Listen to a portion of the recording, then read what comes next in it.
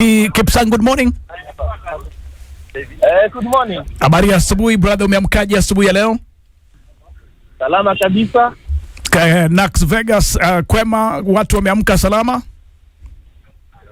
Nakuru watu wameamka vyema kabisa, Okumu na Sakali. Sasa tuko tayari kuingia ndani ya bunge la maisha kabisa. Kwa hivyo kwako, Kipsang, take it away, zungumza na wakazi pale Nakuru. Asante sana Sakali na Okumu hapo studioni. Tuko live katika county ya Nakuru, county 032. Tunasema hapa ni county of unlimited opportunities. Niko katika eneo la Shabab, huku ni Nakuru West, yani Nakuru Magharibi. Hapa tunasema kwa kibombo tunasema ni cosmopolitan, yani ni eneo ambalo utapata tu mchanganyiko ya Wakenya wote. Hapa utapata kila Wakenya kutoka tapaka mbalimbali, kule kutoka eneo la Kisii, eneo la Luo kule Nyanza. Hapa tunasema ni Kenya ndogo. Na nyuma ya kamera hapa niko na Peter Kimani hapa, atuonyeshe tu hapa baadhi ya wenyeji hapa ambao niko nao katika bunge la maisha siku ya leo. Hapa tuko live katika Radio Maisha. Tunasema Radio Maisha tuko mbele pamoja. Radio Maisha tuko mbele pamoja. Siku ya leo tunajadilia, tunaongelea masuala mbalimbali ambayo yanakusa nchi yetu ya Kenya. Tutazungumzia masuala kuhusu Rais mstaafu Uhuru Kenyatta. Tutaangazia masuala kuhusiana na utekelezaji kazi ya Rais William Ruto, na pia tutakuhusia kidogo hapa nyumbani kuhusiana na kaunti yetu ya Nakuru. Tukianza moja kwa moja hapa, naambiwa huyu ndio speaker. Hii ni bunge la maisha, lakini hapa ndio bunge la mwananchi hapa Manyata. Tuanze tu na majina, utuambie unatoka wapi, na utuambie pia hali ya nchi ikoje kwa sasa. Asante sana Radio Maisha. Tuko mbele pamoja.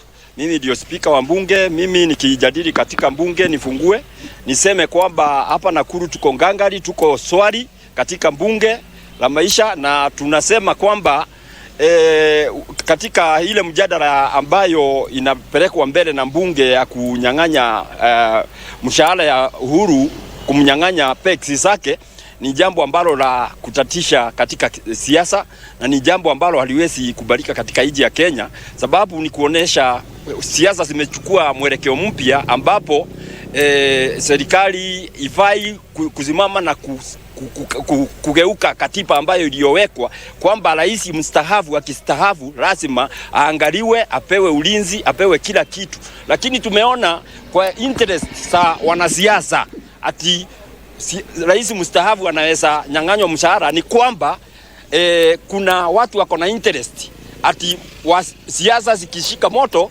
ati kuna mtu hafai kuongea. Rais Uhuru Kenyatta ni mtu kama mwingine, ni mtu ambaye anafaa kupewa heshima na mtu yoyote, sababu ashastaafu, amefanya kazi yake vile alifanya, na hatujaona makosa yenye alifanya. Sasa kusema ati nyinyi mko parliament mmeona makosa yake, mnawakosea wa Kenya, mnakosea katiba yetu, watu ambao hawajali ni nini kitatokea.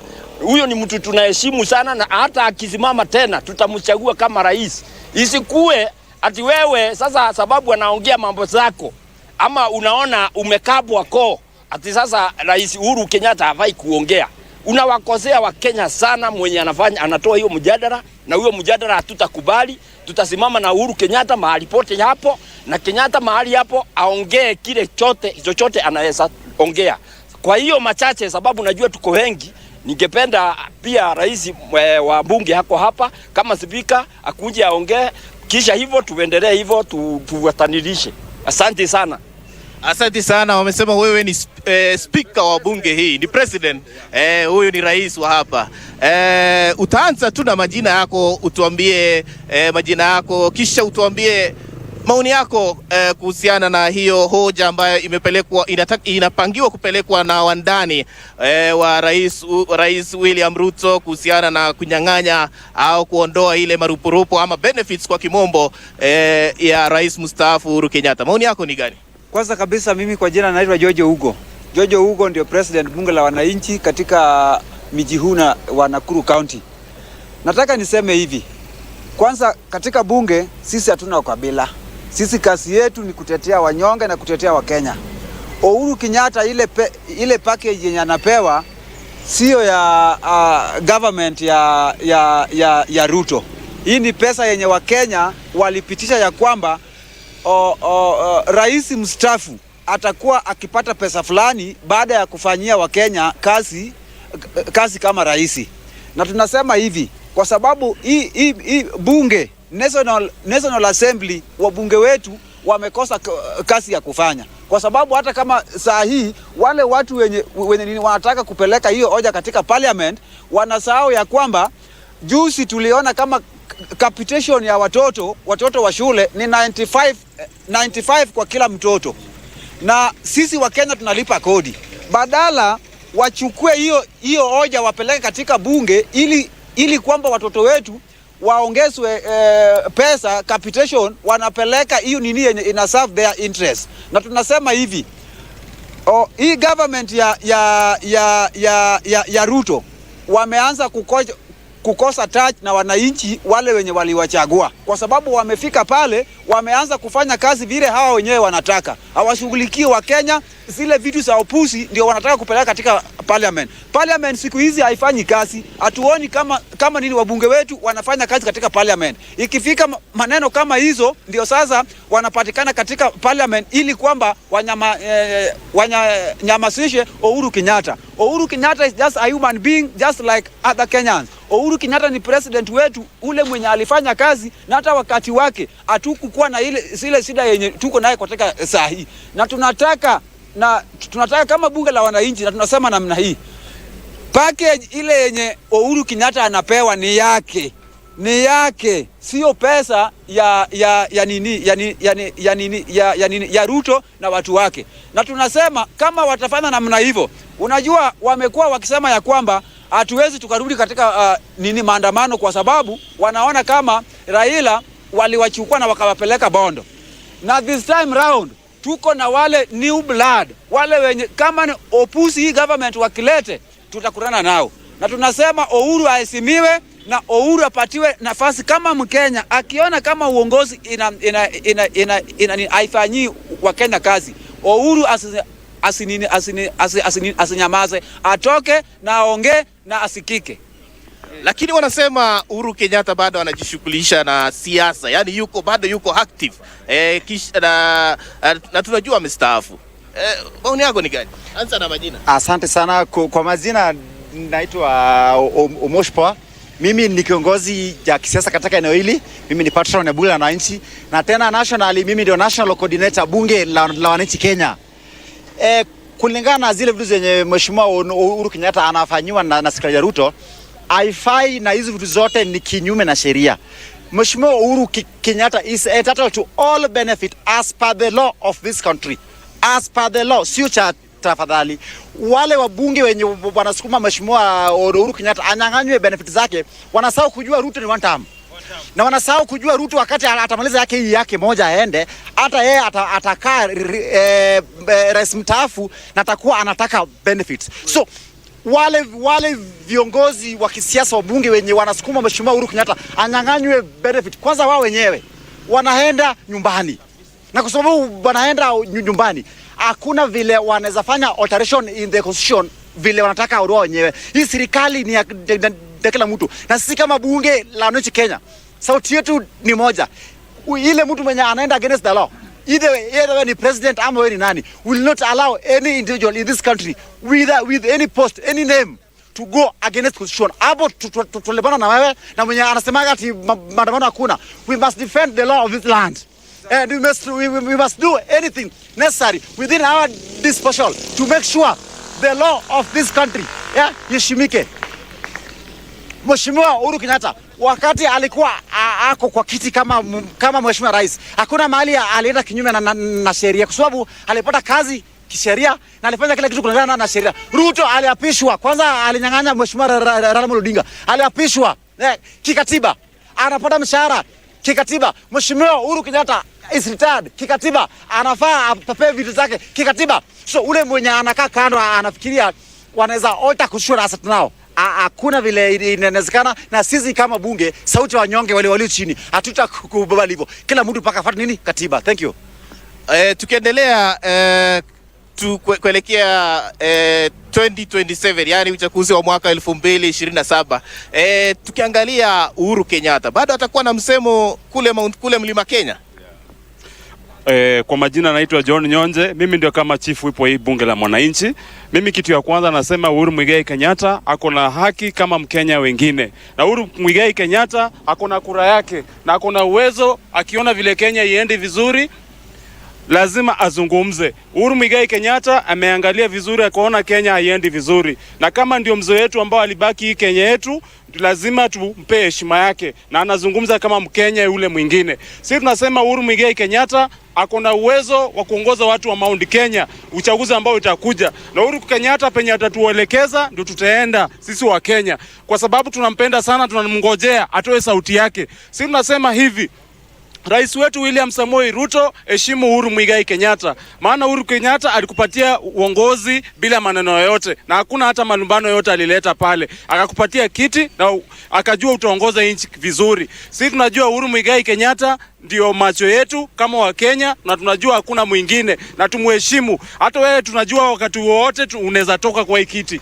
na utahitaji hizi pesa, na penye utakuwa unahitaji hizi pesa, nani atakupatia? Hakuna mtu atakutesa. Kwa hivyo wewe heshimu Uhuru Muigai Kenyatta. Tumeona pale mmekula mpaka ng'ombe zake, juzi pale mmekula mbuzi zake. Uhuru Muigai Kenyatta hakuzungumza na na nyinyi tu hii serikali yenye ya Kenya Kwanza mmetutesa sana kama wa Kenya, na sisi tunasema wakati huu enough is enough. Na kama mnafikiria maandamano bado iko kwa njia, msifikirie Raila Amolo Odinga mvi alikufa hakuna maandamano. Tuna vijana wetu ambao tutaandaa na tutakuwa nyuma wa Kenya wote, na lazima Kenya yetu iheshimike na katiba iheshimike. Ni hayo tu, asanteni. Tuangazie influence, yani ako na uwezo gani ama influence gani kule Mount Kenya, Rais mstaafu Uhuru Kenyatta tukielekea 2027 elections. Asanteni sana. Kwa majina yangu ni Lucas Omayo Nyabuti, mimi ni mkaaji wa Nakuru County. Mimi kulingana na mstaafu Uhuru Kenyatta, katika mlima yeye lazima ako na sauti juu ni amekuwa president na ni kiongozi supafu, ni mtu mwenye ako na hekima zake, lakini kuna kitu moja mbili naweza kemea. Kitu ya kwanza, kulingana na katiba ya Kenya inampea ruhusa ya kutoongea kwa miezi 6 wakati ametoka kwa uongozi. Akisema maliza miezi 6 akiwa kwa uongozi, ako na uhuru wa kuongea. Pia inaumpa mamlaka ya kusauri serikali aidha kwa njia moja ama nyingine. Kwa hivyo serikali ya Kenya Kwanza, wakati mnasikia Mheshimiwa Uhuru Kenyatta anawakemea, mnapaswa kurudi nyuma muangalie penye mmekosea, si kuona vibaya. Uzahuli unaweza kuwa uzahuli mzuri ama mbaya. Hawezi ona Kenya inaendelea kuanguka na yeye anyamaze kama rais mstaafu. Kwa hivyo Ruto, ile kitu unapaswa kufanya, Ruto kwa drawing board uangalie, ujue shida ni gani. Mambo yako ni mingi na ni ya sukari sana, lakini vitendo nayo iko chini. Kulingana na serikali ya Kenya Kwanza, tutarudia hapo, tutakuja hapo. Asante. Wacha nipate mwingine hapa kwa kifupi tu, tuangazie utendakazi, yani ile kazi yenye Rais William Ruto amefanya, wale wandani wake, wale wanasiasa wanaoekemea upande wake, na yeye mwenyewe anasema amefanya kazi, na anahitaji ama anaomba kuongezwa muhula wa pili, yani 2 term. Wewe unasema nini? Kulingana na mimi, kwa majina mimi ni Kennedy Ayoma kutoka Homa Bay. Mimi ni mwanabunge wa hapa. Kulingana vile tunaangalia, rais amefanya kazi, kwa sababu wakati rais aliapishwa ya kwanza, iko emergency budget ilifaa aanze nayo kazi, wajenzi waliangusha chini. Ilibidi president angushe cabinet yote, baada ya kuangusha cabinet akaanza fresh. Kwa hivyo miaka yenye rais amefanya kazi amejaribu, kwa sababu mimi kulingana na mimi Mkenya kamili, rais sasa hivi kuna miaka 2 kulingana na mimi tangu apishwe. Kwa sababu wengine wanasema sijui amemaliza miaka 4. Miaka 4 yake sisi hatuoni, kwa sababu yuko miaka ilikuwa ameangushwa tayari akavunja everything. Baadaye kupandia budget, ile budget ile Wakenya walikataa, ingine ikakuja. Sasa kwa hiyo kulingana na vile tunaona, ile budget anafanya kazi sasa ni ile yenye ilipitishwa hii ya juzi. ile ya mwaka hii ingine hiyo ndio utafikiria ndio inafanya kazi. Kwa hivyo mnalia president hajafanya kazi, sisi tunamsabia miaka 2 kulingana na mimi ndiye ameanza. Kwa hivyo miaka ingine wanasema ati hajafanya, sisi hatuoni. Ruto anasema kwamba kuna ile barabara ya Rironi kuelekea Mau Summit, na anasema hiyo ni mojawapo ya yale projects ama kazi ambayo amefanya, na hiyo ndio moja tu ya miradi ambayo inampa ufanisi. Je, unasemaje kuhusiana na hiyo? Kwa jina naitwa Marco Wino, bunge la wananchi secretary hapa Nakuru County. Mimi maoni yangu, mimi naweza sema kwamba President William Samoei Ruto amejaribu mahali amefika. Tunaweza sema kwamba unajua since hata hao president wengine wakwe kwa kiti Kenya Ruto amefanya hatukuwa tumeona wakati ile wengine. Saa hii shida yenye iko ni uchumi yenye iko juu, yenye hii watu wetu wanalia kwamba uchumi iko juu, kila kitu imeenda juu. Ndio sababu wengine wanasema ati round nyingine hawataweza kupita. Mimi naomba tu hivi kwa serikali ya William Samoei Ruto, uchumi iko juu. Angalia watu wa chini. Hawezi wakakula hata unga saa hii. Unga ni bei yake niko juu sana. So maana hii watu wetu wanapiga kelele sababu ya unga, wapati unga, hawawezi pata kazi, hakuna kazi. Uliwaambia hawa vijana kwamba atainua hawa vijana juu. Kumbe kuinua ndio kulalisha hawa chini. So hawa watu wanakasirika sababu ya hayo. Wanaona kwamba hakuna kazi unafanya. Wewe mwenyewe unaona unafanya kazi na hakuna kazi yenye inaendelea. Kwa hayo tu ndio niko nayo. Eneo la Mlima Kenya, yani Mount Kenya ni eneo ambalo lilipigia kura Rais William Ruto mwaka 2022. Lakini kuna wale wanasiasa wale wa upinzani wanasema Mlima Kenya ushamtoka. Yani 2027 Rais William Ruto hatapata kura huko. Mnasemaje? Nani hajaongea? Wacha tupate maoni ya mama hapa. Anza na majina. Kwa majina naitwa Nancy Mbai. Hii ni bunge la mwananchi kaunti ya Nakuru. Mimi kwa maoni yangu, nimesikia umeuliza swali ya kwamba about Mount Kenya kama Ruto atapata huko kura. Kwangu mimi sioni kama atapata kura 2027 huko Mount Kenya.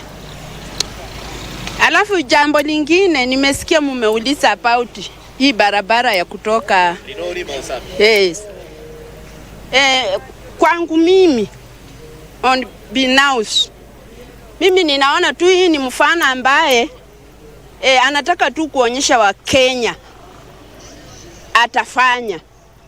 Lakini mimi naambia wa Kenya wenzangu, tufanye by mistake, turudishe William Ruto aingie. Hakuna barabara itaenda kutengenezwa pale. Hakuna. Yani tuseme hivi, tangu uongozi yake alipoingia kwa uongozi ni uongo na kutenga.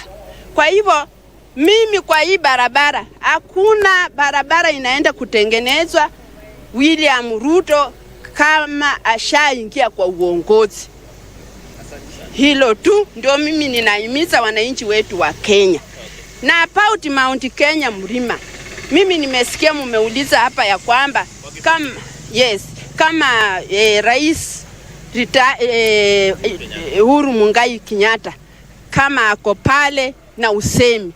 Uhuru Muigai wa Kenyatta hapo Mount Kenya bado ako na usemi na ni yeye ndio kama kingpin pale.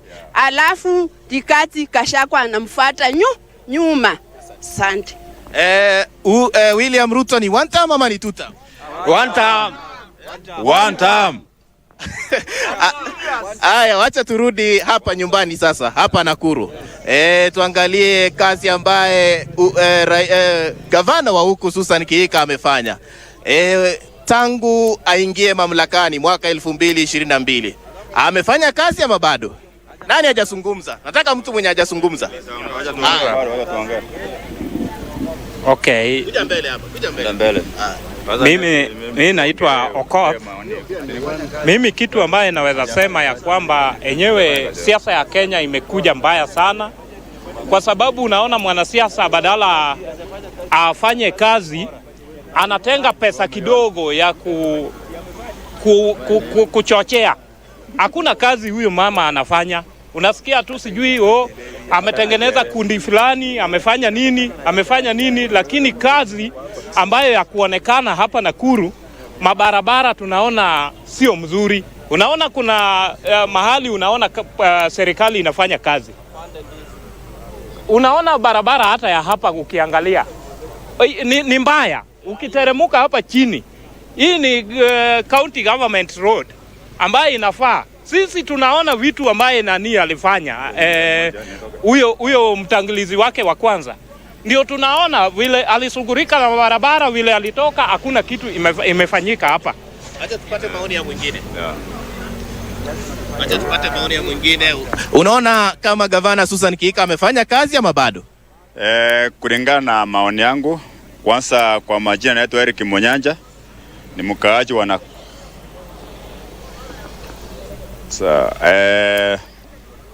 kwa majina naitwa Monyanja, Eric Monyanja, ni mkaaji wa Nakuru. Kulingana na gavana wa Nakuru, ile ambao tunaona ni maendeleo ya Rick Nyanjui. Susan Kihika hakuna kazi amefanya. Susan Kihika kazi yao mingi, akienda kila mahali ni kuimba tu tamu.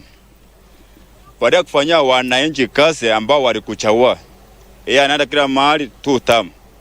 Hayo ndio maendeleo ambaye Susan Kihika anatuambia. Kuna watoto wengi hapa ambao wanahangaika kama mambo ya mapasari, wengine wanahangaika. Kuna mama hata kuna bwana biashara walikuwa sema ati wakikuja wataweka pesa mfukoni.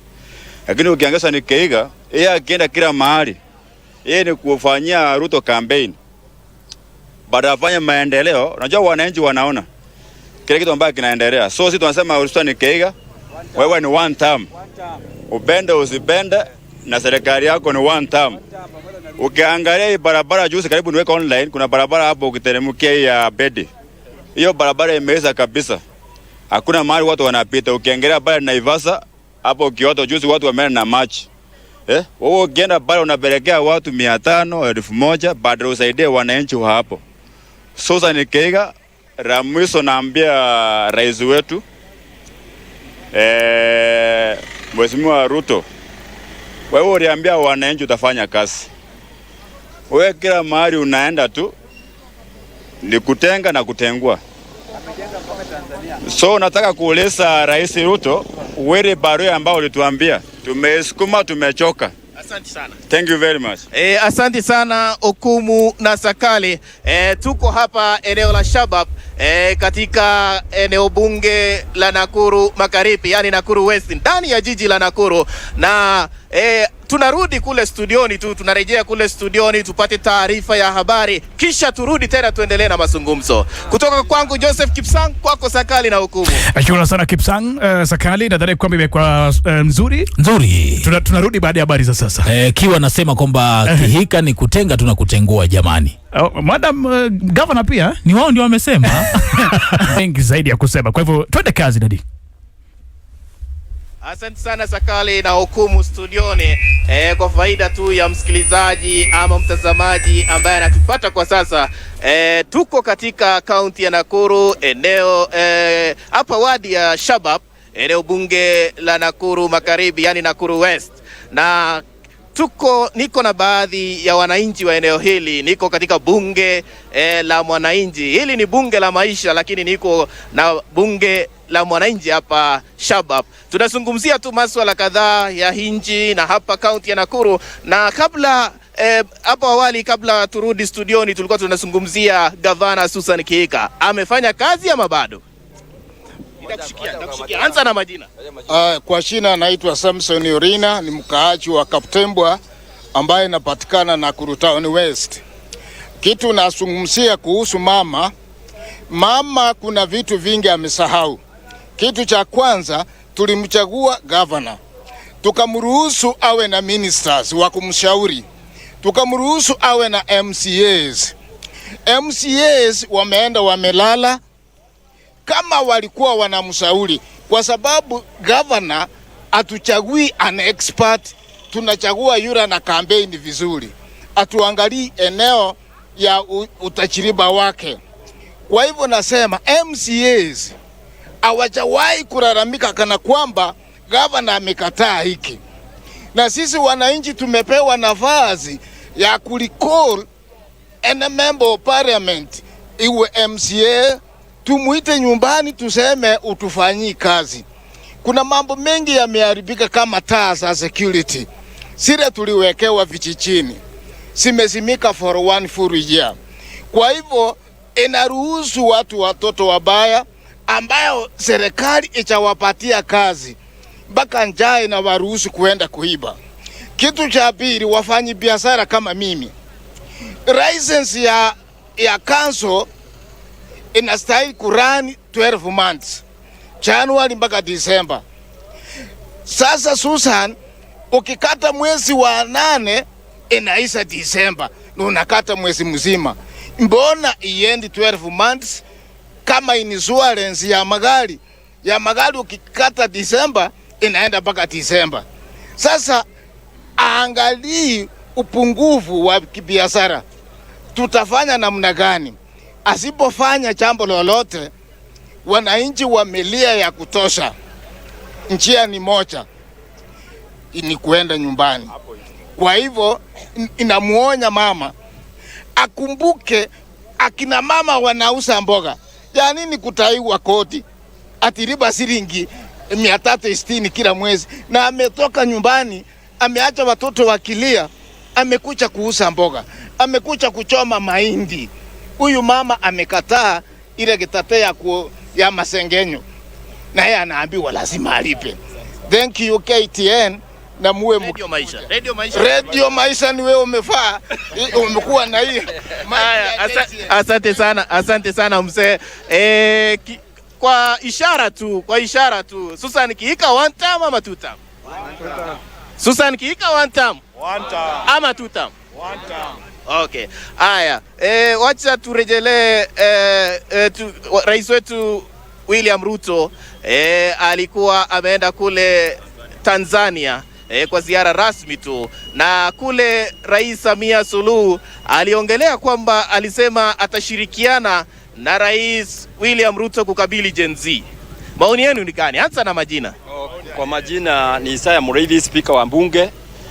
Kwanza kabisa mimi ni mpinga corruption na mpinga gunism. Nilitembea Nairobi mguu kupinga hizo vitu last week kwa mguu, nikipinga serikali ya Ruto kwa corruption ile iko. Juzi alitembea Tanzania na akakaribishwa na mwenza wake Suluhu, lakini yale mambo yaliongewa pale ni mambo si ya watu wazima. Yani unapata marais wanaongea kuhusu Gen Z, watu kisasi kijazo, kile ambacho kitaongoza nchi ya Kenya. Munaongoza nchi mahali inaelekea ama munairudisha nyuma. Tulisikia matamuzi ya Suluhu ambayo si ya kuridhisha. Matamuzi ya Suluhu ni kama kutuzi wananchi wa Kenya. Nakumbuka Kenya si kama Tanzania, na Tanzania sio Kenya. Kenya tumesoma na tunajijua na tunajielewa.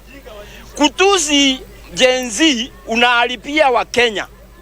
Na Ruto kwenda pale alienda kuzidua mradi ambao haukuwa, hata rais mwenyewe wa Tanzania hakujua mradi huo, na huku Kenya anazidua miradi mingi kuonyesha Tanzania kuenda pale anaenda kudanganya wa Tanzania ama kuragai wa Tanzania. Haiwezekani ati saa hii ndio anaenda huko Tanzania, huku Kenya miradi imekwama. Amepanga miradi, amezidua, kila kitu ni kupanga na akini haiendelei. Kwa hivyo hiyo mambo ya kwenda Tanzania ati kuzidua mradi huko, hapa nyumbani kumeshindikana. Hata wanasiasa wenyewe wamejua ni 1 term. Wamejua hakuna kitu itafanyika. Kwa hivyo anajaribu kutafuta mahali ataenda kukiharibika. Sababu unajua 1 term ni real. 1 term si kitu itarudi nyuma. Wakenya wameamua kila mahali kona zote injini. Wale watu walikuwa nategemea Wanyanza wamechanuka. Wale Woria alikuwa anategemea wote wamechanuka. Na niambie hawa wanasiasa kwamba tunajua mikutano yao yote ni ya kulipwa. Tunajua kwamba wakienda mkutano wananunua ID. Niambie wanasiasa hawa oppositions, kura zinanunuliwa, hatujui ni uchaguzi inafanywa ama ni wizi wa kura unatayarishwa 2027. Kwa hivyo Kasongo ashajua ukweli, amejua ndio anaenda Tanzania kutafuta mahali anaweza kaa marafiki wake wale wataweza muweka. Kwa hivyo mimi nikiwa hapa Nakuru, kila kitu ni one term.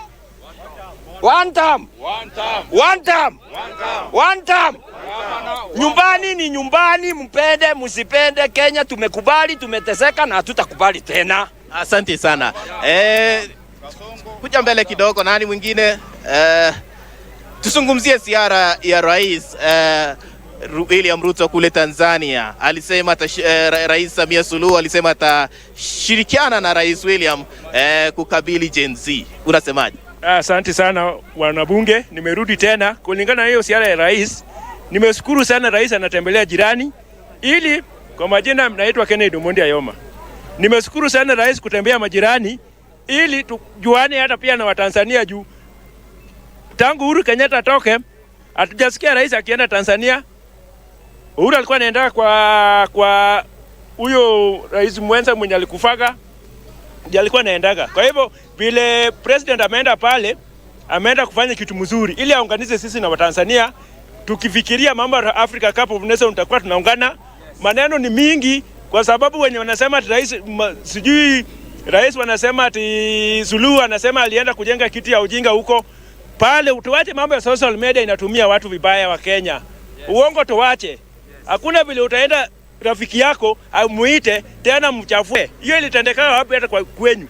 Ilitendekana wapi? Kwa hivyo rais anafanya kazi na miaka ya rais yenye ameanza kufanya kazi sisi tunaona ni miaka 2. Hiyo mnasemaka ni miaka 4, sisi hatujui. Raila aliwaambia kila mwaka wakati kura ilikuwa napigwa ilikuwa upea 7,000. Si ni kweli? 6,000 ilikuwa 6. Nyinyi mkasema aje? Mnataka ngapi? Mnataka hii. Sasa mlitaka hii. Na hii tena mliweka, mnatuambia sasa ati ni mbaya. Sasa mnataka nini? Kwa hivyo mambo ya kuchezea rais hatutaki.